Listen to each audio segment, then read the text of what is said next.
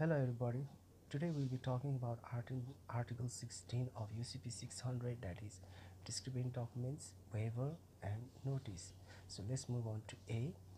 When a nominated bank acting on its nomination, a conforming bank, if any, or the issuing bank determines that a presentation does not comply, it may refuse to honor or negotiate. Okay, like when the beneficiary presents the document to the nominated bank or confirming bank or the issuing bank, okay, and if they examine the document and found the document to be discrepant or not in accordance with the terms and conditions of the credit UCP 600 and as per the guidelines of ISPP, then it may refuse to honor or negotiate. Okay, so honor means make the payment, or negotiate means like paying in advance, okay, by purchasing the draft and upon presentation of complying document. So that is what A means to say. Okay, now let's move on to B. When an issuing bank determines that a presentation does not comply, it may in its sole judgment approach the applicant for a waiver of the discrepancies. This does not, however, extend the period mentioned in sub-article 14b. So when the issuing bank receives the document from the presenting bank, and if the document presented are not credit compliant and if it is discrepant, then it may in its sole judgment, okay, in its sole decision approach the applicant for the waiver of discrepancies. If the issuing bank feels that the discrepancies that has been quoted does not hamper the goods, okay, then it can approach to the applicant for a waiver of discrepancies. This does not, however, extend the period mentioned in sub-article 14b. So altogether the issuing bank has got 5 following banking days, okay, to check the document following the presentation of the document. Okay, so if 14b is all about the time frame for checking the document. Okay, so once the document is received by the issuing bank, it must check the document, and within 5 banking days it must send a swift message like MT734, which is related to discrepancy, okay, to the presenting bank, and in the meantime it should approach the applicant for the waiver of discrepancies. So that is what article B means to say. Now let's move on to C. When a nominated bank acting on its nomination, a confirming bank if any, or the issuing bank decides to refuse to honor or negotiate, it must give a single notice to that effect to the presenter. Okay, like the nominated bank, confirming bank or the issuing bank, when it checks the document and found it discrepant, then it must give a single notice to that effect to the presenter. Here presenter means like the beneficiary for the nominated bank and the confirming bank, and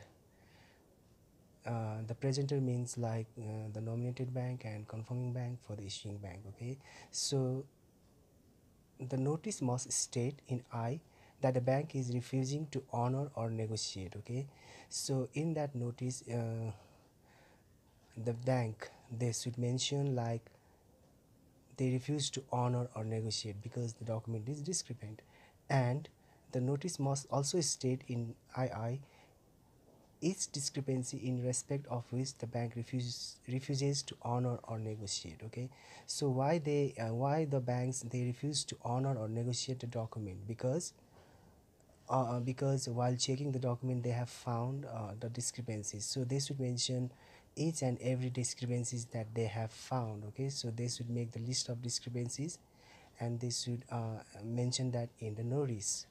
Now let's move on to IIIA.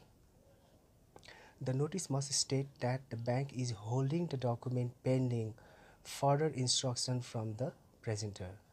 Okay, so once the discrepancy messages are informed to the presenter, then the bank will hold the documents unless and until they receive any information from the presenter For the nominated and confirming bank, it is from the beneficiary, it should come from the beneficiary. And for the issuing bank, the instructions should come from the nominated bank or the confirming bank. Okay. And in number B, it is mentioned like that the issuing bank is holding the document only until it receives a waiver from the applicant and agrees to accept it, or receives further instructions from the presenter prior to agreeing to accept a waiver. It means that the issuing bank will hold the document unless and until it receives a waiver from the applicant that it has agreed all the discrepancies, okay, or the document will be held by the issuing bank unless and until further instructions that comes from the presenter, that is from the beneficiary bank, okay, prior to agreeing to accept a waiver. Now let's move on to C, or that the bank is returning the documents. Okay, so if the discrepancies are not acceptable, and if the applicant did not accept the discrepancies and requests to return the document, then the bank can return the document to the presenter. Okay, now let's move on to D, or that the bank is acting in accordance with instructions previously received from the presenter. It means like the issuing bank is acting in accordance with the instructions that they have received previously, okay, from the beneficiary bank, that is the nominated bank or the confirming bank. So out of these A, B, C and D, the issuing bank must give a single notice to the presenter, that is to the nominated bank or to the confirming bank. Okay, like if it is related with A, they should mention in field 77B of MT734, like they use the code hold. In if it is related to B, they use the code in 77B notify. If it is related with C, they should mention a return. And if it is related with D, they should mention PREVINST, previous instructions. Okay, so the discrepancy messages are sent via MT734. So the issuing bank must give a single notice to the presenting bank. Okay, now let's move on to D. The notice required in sub-article 16C must be given by telecommunication, or if that is not possible, by other expeditious means, no later than the close of 5 banking day following the day of presentation.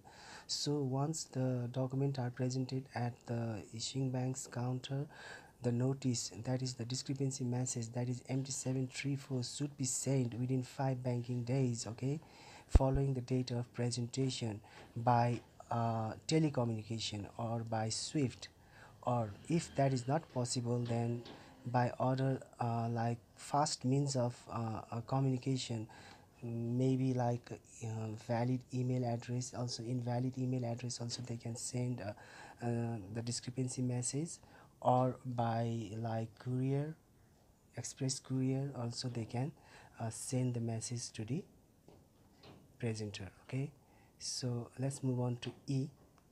A nominated bank acting on its nomination, a confirming bank, if any, or the issuing bank may, after providing notice required by sub-article 16C 3 A or B, return the documents to the presenter at any time. Okay, like we have mentioned that the nominated bank, confirming bank or issuing bank, okay, after providing that single notice to the presenter, like the options A and B is mentioned here. A is related with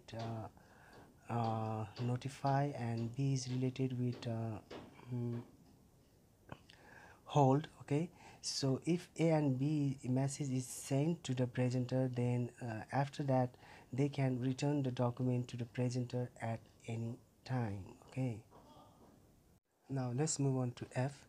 If an issuing bank or confirming bank fails to act in accordance with the provisions of this article, it shall be precluded from claiming that the documents do not constitute a complying presentation. So it means like the issuing bank and the confirming bank, once they find the document to be discrepant, then they should send MT7 3/4 to the presenter within 5 banking days following the day of presentation. Okay, if they fails to send that message to the presenter, then the document will be treated as a compliant document, and the issuing bank or the confirming bank must honor the document. Okay, now let's move on to G. When an issuing bank refuses to honor, or a confirming bank refuses to honor or negotiate and has given notice to that effect in accordance with this article, it shall then be entitled to claim a refund with interest of any reimbursement made. Okay, like once the documents are discrepant, the issuing bank or the confirming bank, they will refuse to honor or negotiate. Okay, and suppose, let me say, if the confirming bank has negotiated the document and has made the payment to the beneficiary, and the issuing bank refused to honor the document because it is discrepant, then the confirming bank has the right to claim a refund with interest of any reimbursement made with the beneficiary. Okay, so that is all about this article. Hope you like this video. If you do have any comment, please write it down. Thank you.